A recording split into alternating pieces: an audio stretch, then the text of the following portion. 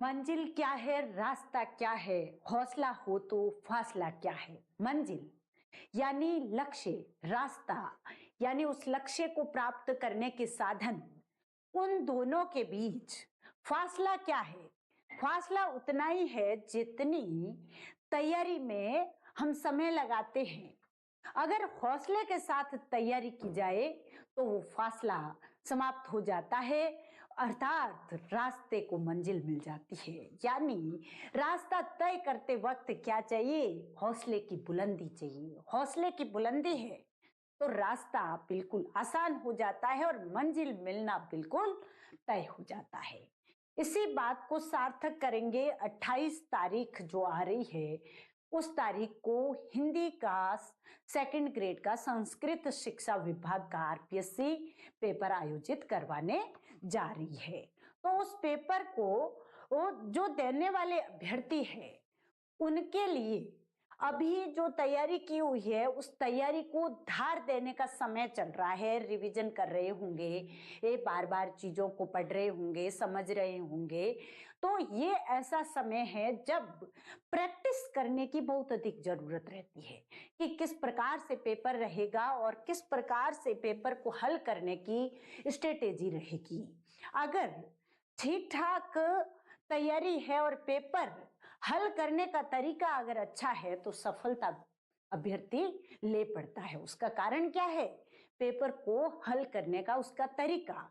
तो पेपर कैसे हल करते हैं, किस प्रकार के सवाल सेकंड ग्रेड हिंदी में आ सकते हैं, उसी कड़ी में दूसरा अंक लेकर के जो 2023 में संस्कृत शिक्षा की परीक्षा हुई थी वरिष्ठ अध्यापक की, उसके 30 सवाल पर हम बात कर चुके। अगले 30 सवालों पर आज हम फिर से बात करते हैं। 31वां सवाल था, निम्न में से अशुद्ध शब्द है।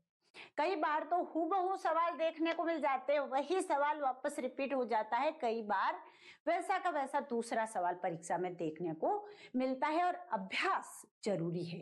Practice make a man perfect, तो अभ्यास बहुत जरूरी है। ऐतिहासिक शब्द है। इतिहास धन एक क्या शब्द होता है? इतिहास धन एक। अक्सर हम बात करते हैं कि एक प्रत्यय क्या करता है? आदि वृद्धि करता है। एक प्रत्यय जैसे ही लगता है तो वो आदि वृद्धि ई जो है, ई के साथ अ मिल जाता है और ये बन जाता है आई। ऐतिहासिक लिखा जाता है, ऐतिहासिक क्या होगा? ऐतिहासिक, बिल्कुल सही है। अगला है जगन्नाथ। जगन्नाथ शब्द जगत धन नाथ से बना, जगत धन नाथ व्यंजन संधि से बना है और त जो है उसके बाद न आ रहा है। इस वजह से जो त है वो किस में बदल जाएगा? न में बदल जाएगा और शब्द बनेगा जगन्नाथ। व्यंजन संधि है। कौन सी संधि है? व्यंजन। अगला है छत्र छाया। तो छत्र छाया में भी व्यंजन संधि ही है और ये होता है छत्र धन छाया। और ये यहाँ पर छ आ रहा है और यहाँ पर क्या है? अ है। इसमें क्या मात्रा है? अ की मात्रा है। अ के बाद छ आता है तो च का आगम होता है। किसका आगम होता है? व्यंजन संधि में च का आगम हो जाता है और शब्द बनता है छत्र छाया। तो ये भी बिल्कुल सही है। अगला शब्द है तदुपरांत। तदुपरांत नहीं होगा, तदुपरांत नहीं होगा। क्या होगा? तत् धन उपरांत, तत् धन उपरांत। और इसमें ये जो उपरांत आया है और यहाँ त है, ये जो त है ये बदल जाएगा किसमें? द में। लेकिन ऊ की मात्रा यहाँ पर दिखाई दे रही है। कौन सी मात्रा दिख रही है? ऊ की। तो ओ नहीं होगा क्योंकि ये तत् है, तत् है और इसमें ऊ की मात्रा हूबहू लगेगी और शब्द क्या बनेगा?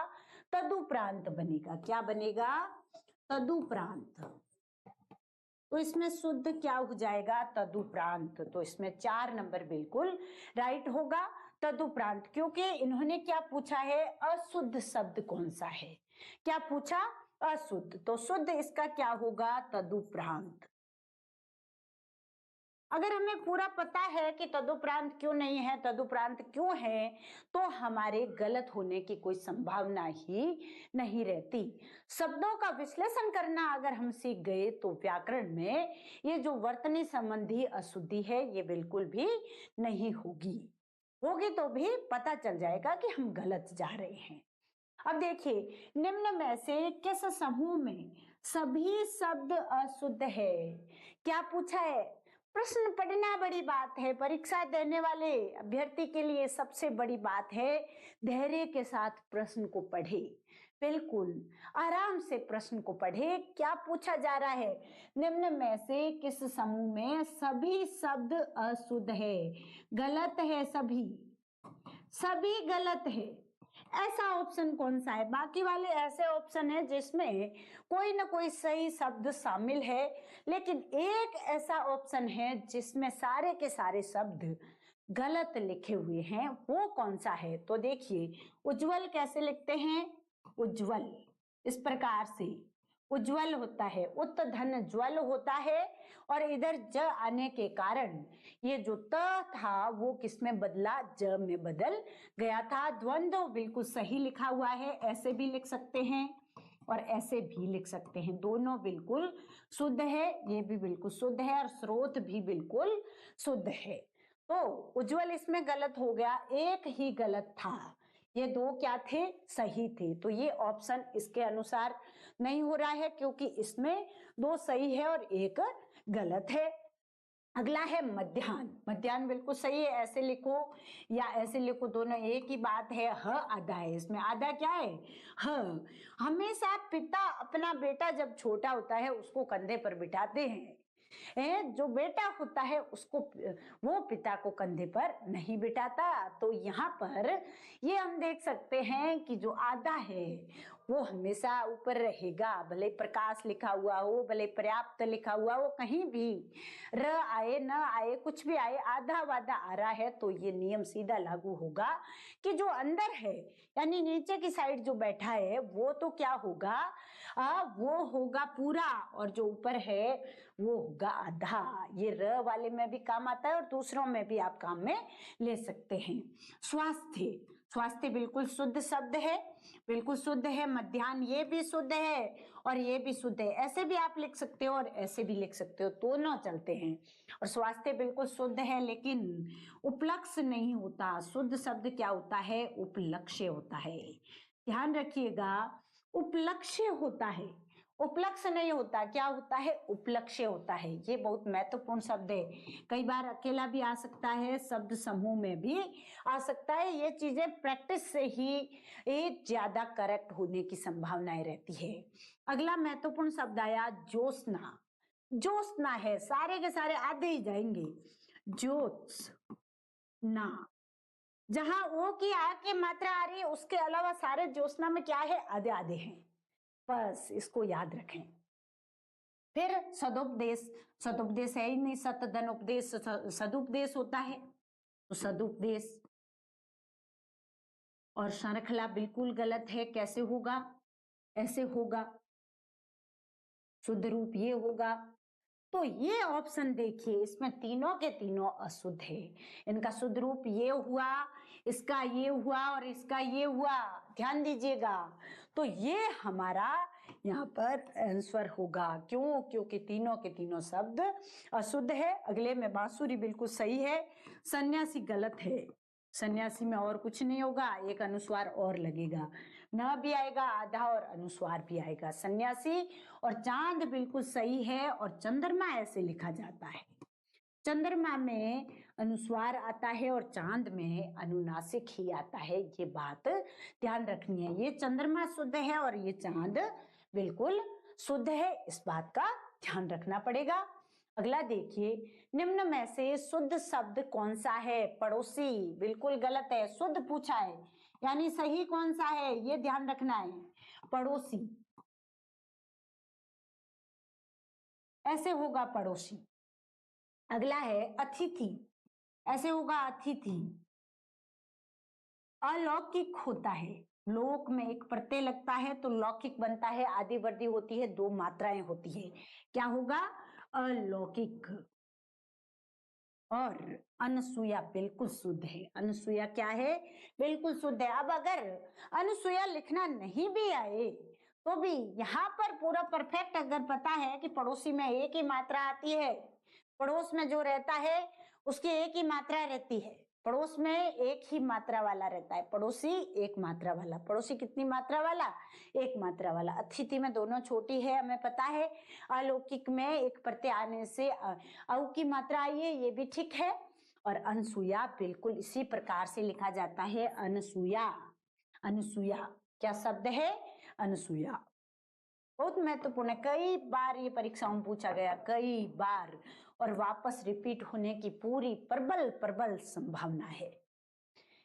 ये अपने कोर्सेज है L&R क्लासेस BMR पर, फर्स्ट ग्रेड के, सेकंड ग्रेड के, असिस्टेंट प्रोफेसर के, उसके साथ ही साथ सभी की टेस्ट सीरीज, जो असिस्टेंट प्रोफेसर का फर्स्ट पेपर है उसकी टेस्ट सीरीज बनी हुई है। अब उसमें वो टेस्ट सीरीज रिन्यू करेंगे, उसकी जगह नई टेस्ट सीरीज डाली जाएगी जिसमें फर्स्ट और सेकंड दोनों पेपर को शामिल किया जाएगा, क्योंकि दोनों पेपर का अभ्यास एक साथ हो जाए तो उसका शेड्यूल जल्दी ही जारी कर देंगे। उसके साथ ही साथ फर्स्ट ग्रेड की टेस्ट सीरीज अभी चल रही है, जो भी साथी उससे जुड़ना चाहे वो अपना टॉपिक वाइज तैयारी को धार दे सकते हैं। और सेकंड ग्रेड का सिलेबस भी ऑन रनिंग है, चल रहा है, रिकॉर्डेड वीडियोस रहते हैं, आप अपनी तैयारी को और अच्छा कर सकते हैं। काव्य शास्त्र, व्याकरण वगैरह सब कुछ बेहद ही उम्दा तरीके से अपने यहाँ पढ़ाई जा रही है।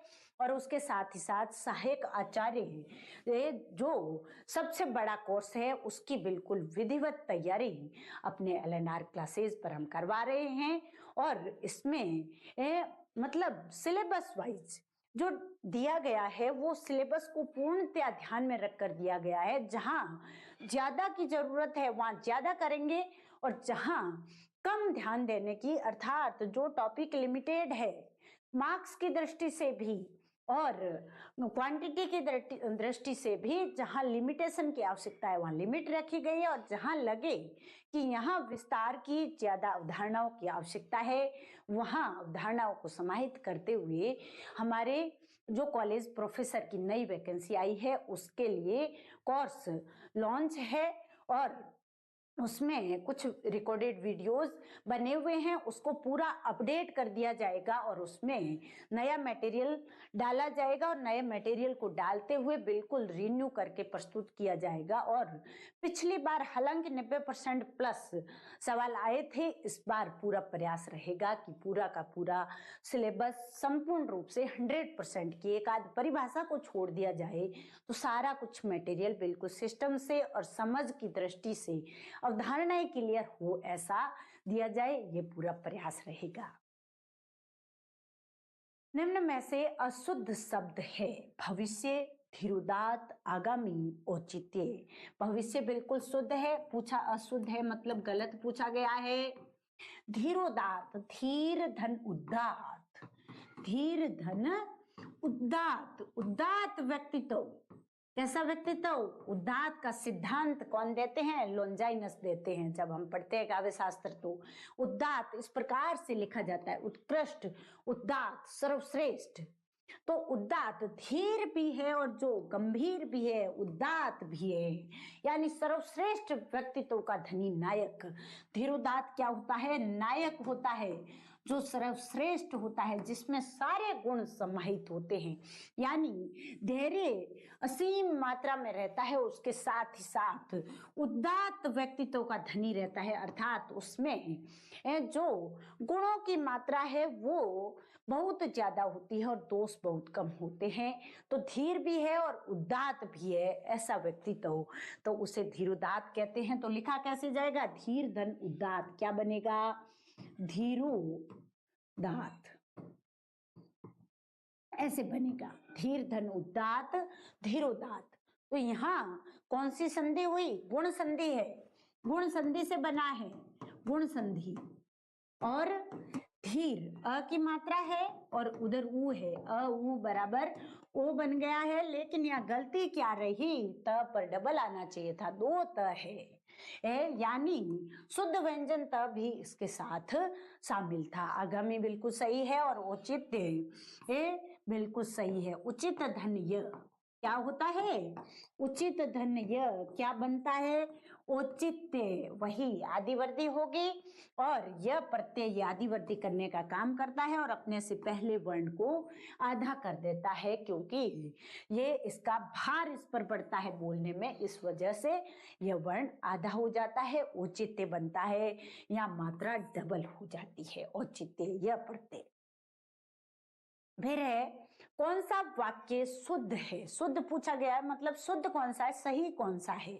शुद्ध पूछा है, नहाकर पुजारी जी पूजा करते हैं, तो पुजारी जी करता है जो पहले आएंगे, करता है पुजारी जी, तो पुजारी जी नहाकर पूजा करते हैं। पुजारी जी क्या करते हैं? पहले नहाते हैं, बाद में पूजा करते हैं, तो पुजारी जी नहाकर पूजा करते हैं। मुख्य काम पूजा है तो वो बाद में आएगा और नहाकर पहले आएगा, तो पुजारी जी नहाकर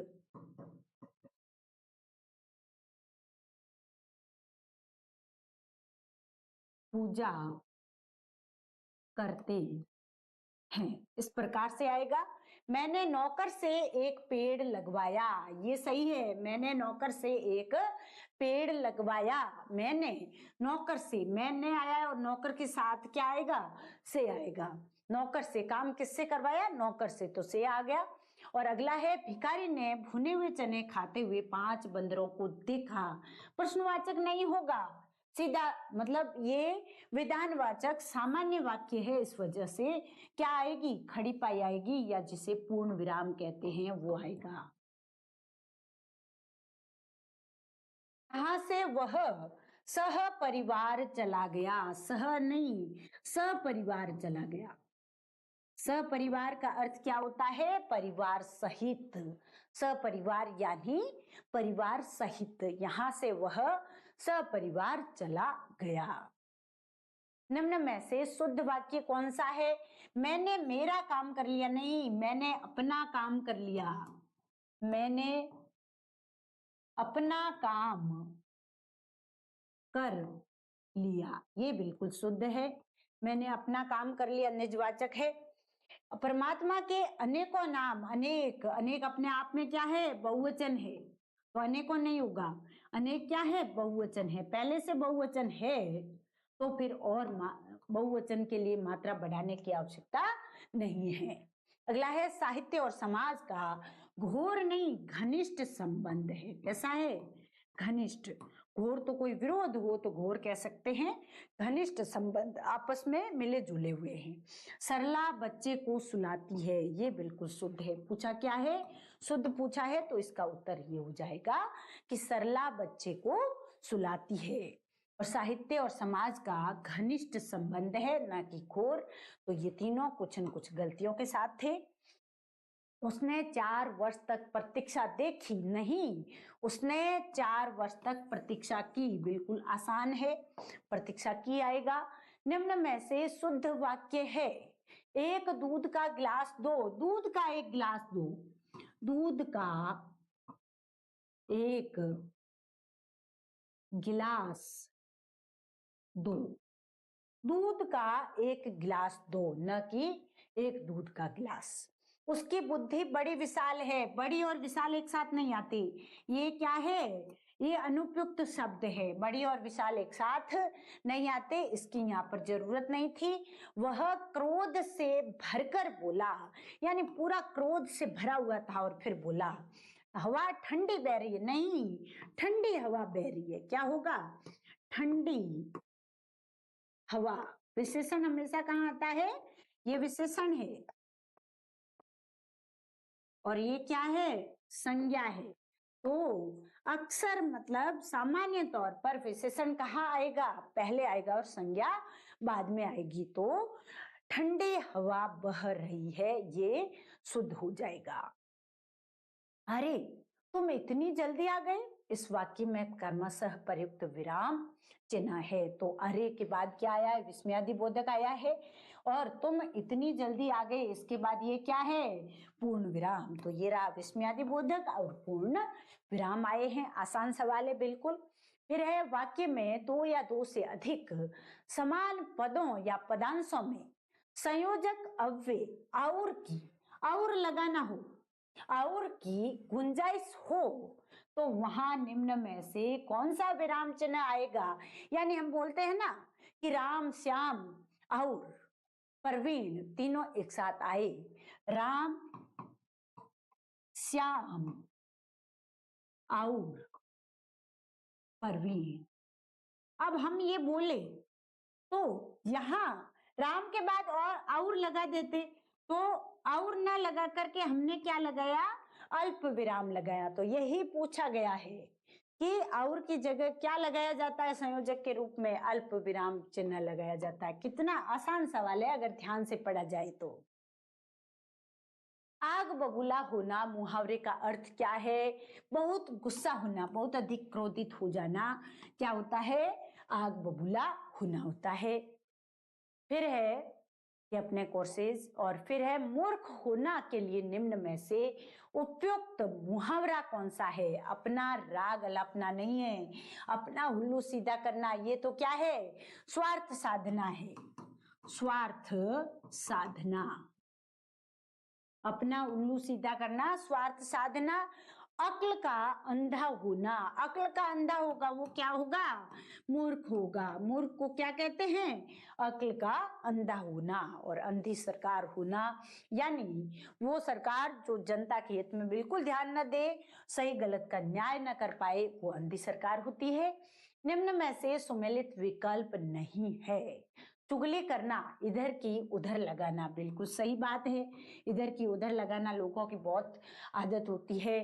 ये पहले तो माना जाता था कि ये लेडीज की आदत होती है, लेकिन देखा जाता है कि जेंट्स भी इससे बाज नहीं आते इधर की उधर लगाने में।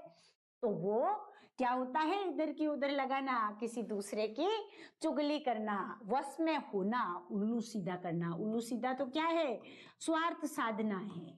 और वश में करना, इसके लिए क्या है, अपनी अंगुली पर नचाना।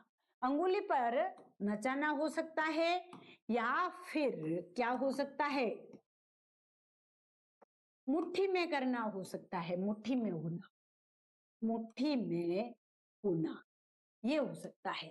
अब हानि लाभ सोचना, ऊंच नीच समझना, ये हानि लाभ सोचना, ऊंच नीच समझना।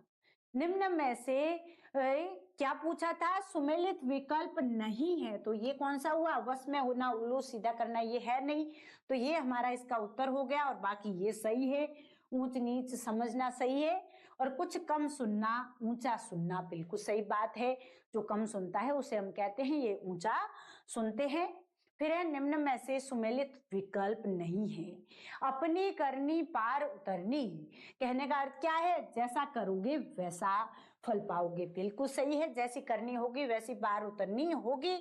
उल्टे बांस बरेली को, उल्टे बांस बरेली को क्या होगा, असंगत कार्य होगा। अपना अपराध न मानकर दूसरों पर नहीं होगा, असंगत, यानी जो जहां पहले से उपलब्ध है वस्तु, वही ले जाकर, वैसे की वस्तु ले जाकर बेचने का प्रयास करना, या जो व्यक्ति जिस वस्तु को पर्याप्त मात्रा में जिसने पहले से ही पा लिया है उसको वो चीज देना। जैसे यहाँ से हम तमिलनाडु जाएं, वहां पर चाय की ऊंटी में बागान है, उन बागान वाले लोगों को यहाँ से चाय ले जाकर गिफ्ट दें, तो ये क्या होगा, उल्टे बांस बरेली को हो जाएगा, तो असंगत काम हो जाएगा। एक और एक 11 होते हैं, एकता में बड़ा बल होता है, बिल्कुल सही है। उदो की पगड़ी माधो के सिर, यानी दोष किसी का और किसी और के सिर पर मत देना, यानी अपराधी कोई और हो और दोषी किसी और को बना देना। उगले तो अंधा, निगले तो कोढ़ी, यानी दुविधा में पड़ना कि उगले तो अंधा हो जाए, ऐसी सिचुएशन होना कि चीज उगल दे तो अंधा हो जाए, और निगल ले तो शरीर में कोढ़ निकल जाए, तो दुविधा हो जाती है, असमंजस की स्थिति हो जाती है। क्या होती है, असमंजस। असमंजस की स्थिति जो होती है उसको हम क्या कहते हैं, उसे कहते हैं उगले तो अंधा, निगले तो कोढ़ी। थोड़े लाभ के चक्कर में भारी नुकसान हो जाना, इसके लिए क्या है, गई मांगने पूत हो आई भरतार, खई मांगने गई तो थी कि मन्नत मांगनी थी पूत की, और वहां वहां बेचारी के कोई एक्सीडेंट हो गया, कुछ हो गया और अपने पति को खो दिया। तो गई मांगने पूत, खो आई भरतार, थोड़े लाभ के चक्कर में अपना भारी नुकसान कर देना। और गूदड़ में लाल नहीं छिपता, यानी प्रतिभा छुपती नहीं है, छिपती नहीं। प्रतिभा जो होगी वो तो देखी जाएगी।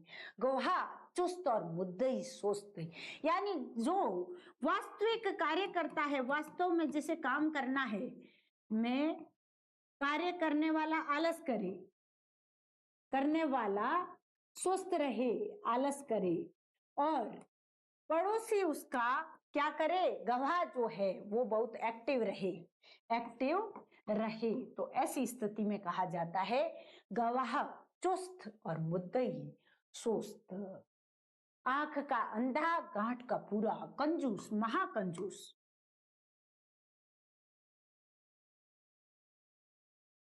बहुत अधिक कंजूस जो होता है उसे क्या कहते हैं, आंख का अंधा और गांठ का पूरा। ये है गद्यांश, जिससे 3-4 सवाल आएंगे और उन्हें हल करना होता है। तो गद्यांश क्या है, उसको पहले सवाल नहीं पढ़ने, पहले गद्यांश को कम से कम 2 बार आपको पढ़ना है, उसके बाद उसको समझते हुए उसके प्रश्नों को पढ़ना है और उत्तर देना है। एक भी प्रश्न गलत नहीं होगा। सबसे आसान जो पोर्शन आता है वो गद्यांश का होता है, क्योंकि अंदर ही उत्तर पड़े होते हैं। नचिकेता जानना चाहता था कि मृत्यु के बाद जीवन है या नहीं, यानी नचिकेता जो पात्र है वो जानना चाहता था कि जीवन के बाद मृत्यु, जीवन है, मृत्यु के बाद जीवन है, जीवन के बाद तो मृत्यु होगी होगी, लेकिन वो क्या जानना चाहता था कि मृत्यु के बाद भी जीवन है या नहीं। इसलिए उसने मृत्यु के देवता यम से प्रश्न करने शुरू कर दिए। काफी आग्रह के बाद यम ने कहा कि देवों को भी इसका उत्तर नहीं पता, लेकिन यम पता लगाने की कोशिश करेंगे। यानी जो मृत्यु हो जाती है, ऐसे आपको खुद को पढ़ते वक्त समझना है कि मृत्यु हो जाती है, उसके बाद क्या जीवन संभव है। इस पर नचिकेता के मन में प्रश्न था और वो किससे उत्तर जानना चाहता था, यम से। यम ने कहा कि जो मरता है वह शरीर है, आत्मा नहीं। आत्मा क्या है, जो अनंत है वो आत्मा है। भौतिक जगत या संसार से मोहित होकर हमारे मस्तिष्क विश्वास करते हैं कि अहम, जो बाहरी अनुभवों की अस्थायी उपज है, हमारी असली पहचान है। यानी हमारा जो दिमाग है वो क्या विश्वास करता है कि अहम, जो कि केवल बाहरी अनुभवों की उपज है, वही हमारी असली पहचान है। लेकिन वो असली पहचान नहीं है, असली पहचान तो आत्मा है। ये झूठी पहचान हमें विभिन्न ऐन्द्रिक उत्तेजनाओं के प्रति इस ढंग से प्रतिक्रिया व्यक्त करने के लिए प्रेरित करती है जो अहम को संतुष्ट करती है। यानी ये झूठी पहचान है कि जो बाहरी अनुभव है उसकी अस्थायी उपज है, अहम है, और वो अहम को संतुष्ट कौन करता है, बाहर की जो हमारी आंतरिक उत्तेजनाएं है वो इस तरीके से प्रतिक्रिया व्यक्त करता है बाहरी अनुभवों के प्रति, जिससे उस अहम को क्या मिलती है, संतुष्टि मिलती है। क्योंकि कर्म के ब्रह्मांड व्यापी नियम के अनुसार सभी जीवों को अपने कर्मों के फल भोगने पड़ते हैं। ऐसा लिखा गया है कि सभी जीवों को अपने कर्म के अनुसार फल भोगने पड़ते हैं। इसलिए आत्मा को हर बार किसी शरीर के बंधन में बंधकर और पिछले कर्मों द्वारा निर्धारित परिस्थितियों में अनेक जन्मों से होकर गुजरना पड़ता है। मुक्ति या मोक्ष इस बोध से उपजता है। मुक्ति या मोक्ष किस बोध से उपजता है कि हमारी आत्मा ही हमारी असली पहचान है। यानी मुक्ति या मोक्ष इस बोध से उपजता है। किस बोध की उपज है मुक्ति या मोक्ष, किसके हमारी आत्मा ही हमारी असली पहचान है, ये सबसे पहले हम जानेंगे। बोध तभी प्राप्त होता है जब योग के बल से मन को शिक्षित किया जाता है। यानी बोध प्राप्त करने के लिए योग करना पड़ता है, मन को शिक्षित करना पड़ता है। और क्या शिक्षित करना पड़ता है कि वो इच्छाओं से ऊपर उठे। हमारा मन है वो हर वक्त नई से नई इच्छा पाले रहता है, उससे ऊपर उठने की जो प्रक्रिया है वो कहाँ से शुरू होगी? योग के माध्यम से। और वह धर्म के नियमों का पालन करे। ये भी महत्वपूर्ण बात है कि आत्मा की असली पहचान और उसका बोध कैसे होगा? धर्म के नियम पालन करने से, और उसके साथ ही साथ इच्छाओं से अपने आप को ऊपर उठाने से, और अहम को जीतने से, और सांसारिक प्रलोभनों का त्याग करने से, जो वैसे भीषण भंगुर है। संसार में जितना भी हमें दिखाई दे रहा है वो क्षण भंगुर है, लेकिन हम उसको समझ नहीं पाते, उसी के पीछे भागते रहते हैं। गद्यांश के अनुसार बोध प्राप्ति में उपयोगी नहीं है। यानी बोध प्राप्ति में उपयोगी के लिए हम पढ़ रहे थे। यहाँ पर देखिए, ये देखो, इच्छाओं से ऊपर उठना, धर्म के नियमों का पालन करना, अहम को जीतना, सांसारिक प्रलोभन का त्याग करना, ये सारे के सारे हैं। तो देखिए, अहम पर विजय, इच्छाओं से ऊपर उठना, भौतिक प्रलोभनों का परित्याग, ये सारे हैं। लेकिन ऐन्द्रिक सुख, जो बाह्य सुख है, उसकी लालसा इसमें नहीं है। तो अगर हमने गद्यांश को अच्छे से पढ़ा, बिल्कुल ढंग से समझा, पूरी बुद्धि का प्रयोग किया, तो वहां से एक भी सवाल गलत नहीं जाएगा। अहम यम के अनुसार क्या है? यम कहते हैं कि बाहरी अनुभवों की अस्थायी उपज जो है वो क्या है? अहम है। गद्यांश के अनुसार मन को शिक्षित करने के लिए निम्न में से क्या करना चाहिए? मन को शिक्षित करने के लिए धर्म के नियमों का पालन करना पड़ेगा। न तो पूजा का कहा, न तीर्थ का कहा, और न कठोर परिश्रम का। क्या कहा? धर्म के नियमों का पालन, सांसारिक जो प्रलोभन है उनसे दूर रहना, ये सारी बातें कही। और उसके साथ ही साथ इच्छाओं पर नियंत्रण रखने की शक्ति बढ़ाना, ये चीजें कही है। लक्षणा शब्द शक्ति का उदाहरण नहीं है। तो गद्यांश के सवाल 3 ही थे, पूरे हो गए। अब अगला सवाल है, लक्षणा शब्द शक्ति का उदाहरण नहीं है। रे 2 दिन का यौवन, यानी यौवन को संबोधित करके कहा जा रहा है कि ये जवानी केवल 2 दिन की है। तो ये जो जवानी का समय है उसके लिए उसका लक्षण है। जवानी के समय की बात हो रही है।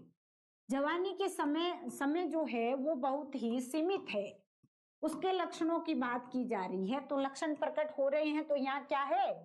लक्षणा शब्द शक्ति है। दिवस का अवसान समीप था। दिवस का अवसान यानी अस्त होना समीप था। बिल्कुल साधारण सी बात है, सिंपल बात है। दिवस का अवसान समीप था, गगन था कुछ लोहित हो चला। किसकी पंक्ति है? हरिओद की पंक्ति है। हरिओद की पंक्ति है। वो कहते हैं कि दिवस का अवसान समीप था, गगन था कुछ लोहित हो चला।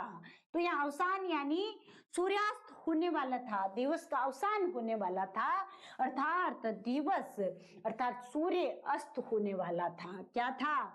सूर्य अस्त होने वाला था, दिन अस्त होने वाला था। तो सीधी बात आई है, तो अभिधा शब्द शक्ति होगी।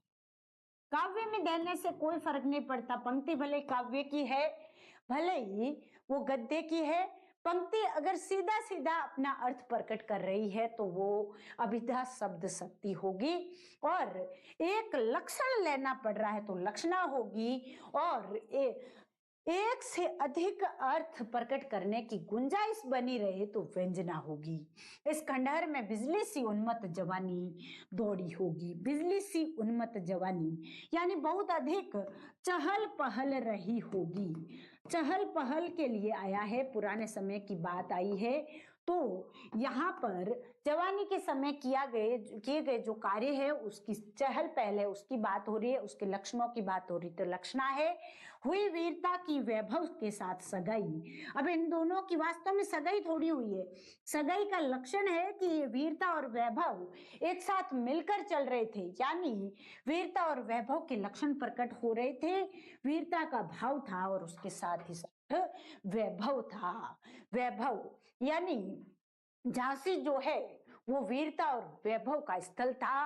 रानी लक्ष्मीबाई जहां से लड़ रही थी। तो ये भी लक्षण प्रकट हो रहे हैं, सगाई नहीं है, वीरता और वैभव के लक्षणों की बात हो रही है तो लक्षणा होगी, सीधी बात है। और यहाँ अभिधा शब्द शक्ति होगी तो दिवस का अवसान वाला ऑप्शन सही हो जाएगा। अगला है ओज गुण से युक्त होती है, इसमें माधुर्य, मधुरता और सुकुमारता नहीं होती। बहुत महत्वपूर्ण बात है। ओज गुण किसमें रहता है? ओज गुण रहता है गौड़ी में। और ये गौड़ी रीति, रीतियां कितनी? 3 रीतियां है। गौड़ी है, पांचाली है और वैदर्भी है। मुख्य रूप से 3 रीतियां है और तीनों 3 मुख्य गुणों पर आधारित है। तो ओज गुण किसमें रहता है? गौड़ी रीति में रहता है और उसमें बिल्कुल मधुरता और सुकुमारता नहीं रहती है। इस बात को हमें ध्यान में रखना है। और इसके साथ ही साथ इसमें ओज गुण रहता है तो रस कौन से? वीर, भयानक, विभत्स, सारे रसों में ये होगी। जहां खतरनाक शब्दावली आ रही है वहां पर गौड़ी रीति होगी। और इसमें सामासिक पद रहेंगे, सुकुमारता बिल्कुल नहीं रहेगी, सामासिक पद रहेंगे और लंबे वाक्य रहेंगे, लंबे वाक्य रहेंगे। तो इसमें सुकुमारता और कोमलता बिल्कुल नहीं रहेगी। अगली जो है वो है पांचाली। पांचाली में क्या है? प्रसाद गुण। कौन सा गुण रहता है? प्रसाद गुण, यानी सुकुमारता रहती है, कोमलता इसमें रहती है। और ये वैदर्भी और जो गौड़ी है इन दोनों का मध्यम मार्ग है, इनका मध्यम मार्ग। ध्यान देना, वैदर्भी बहुत ज्यादा कोमल होगी, बहुत ज्यादा उसमें सुकुमारता होगी कि उसमें अनुस्वार के शब्दों का प्रयोग होगा, अनुस्वार का प्रयोग होगा। इसमें वैदर्भी में अनुस्वार का प्रयोग पांचाली में नहीं होता है, नहीं के बराबर होता है, कभी कभार हो जाए तो, लेकिन इसमें अनुस्वार का प्रयोग रहता है। इसमें जो है वो माधुर्य गुण रहता है वैदर्भी में, या प्रसाद गुण रहता है जो ओज और माधुर्य दोनों के बीच कड़ी का कार्य करता है। अर्थात यह ऐसी है जिसमें छोटे वाक्य होते हैं। कैसे वाक्य होते हैं? छोटे वाक्य और अनुस्वार नहीं होता है, इस बात पर ध्यान दीजिएगा, अनुस्वार नहीं होता है। शब्दों की दृष्टि से तो ये सबसे सरल कौन सी होगी? पांचाली रीति होगी। कौन सी होगी? पांचाली। छोटे वाक्य और अनुस्वार बिल्कुल नहीं रहता और समास रहित होती है, समास रहित होती है और प्रसाद इसमें गुण रहता है। और रस अगर बात करें तो मुख्य रूप से शांत रस रहता है। कौन सा रस? शांत। और शांत के साथ करुण रस भी रहता है। करुण उधर भी आ सकता है, इसके में वैदर्भी में भी कई बार करुण आ सकता है, लेकिन शांत किस में आएगा, किसके साथ उसका जुड़ाव होगा? पांचाली के साथ, प्रसाद गुण के साथ। और जो गौड़ी है उसको परुषा भी, कठोर होने के कारण परुषा भी कहा जाता है, ये भी कई बार पूछ लिया जाता है। अब वैदर्भी में क्या है? माधुर्य गुण रहता है। कौन सा गुण रहता है? माधुर्य। वैदर्भी रीति में माधुर्य गुण रहता है और इसमें अनुस्वार रहता है। अनुस्वार युक्त छोटे वाक्य होते हैं। अनुस्वार रहित किसमें होते हैं? तो वो पांचाली है। और अनुस्वार युक्त छोटे सरल वाक्य और मधुरता भरे वाक्य होते हैं वो वैदर्भी में होते हैं। माधुर्य गुण होता है इसमें। और रस कौन सा? मुख्य तो श्रृंगार रस रहेगा। कौन सा रस रहेगा? श्रृंगार रस। श्रृंगार रस सबसे महत्वपूर्ण बात है। श्रृंगार रस कौन सी रीति? वैदर्भी रीति, क्योंकि माधुर्य गुण यहाँ आ रहा है। उसके साथ ही साथ करुण रस भी कई बार आ जाता है, जो दोनों में कॉमनली आ जाता है, पांचाली में भी आ जाता है और इसमें भी आ जाता है। इस प्रकार से ये तीनों मुख्य रीतियां हैं जिनमें ओज, प्रसाद और माधुर्य गुण की प्रधानता के अनुसार जिन्हें निर्धारित किया जाता है। और रीति संप्रदाय देने वाले कौन थे? आचार्य वामन थे।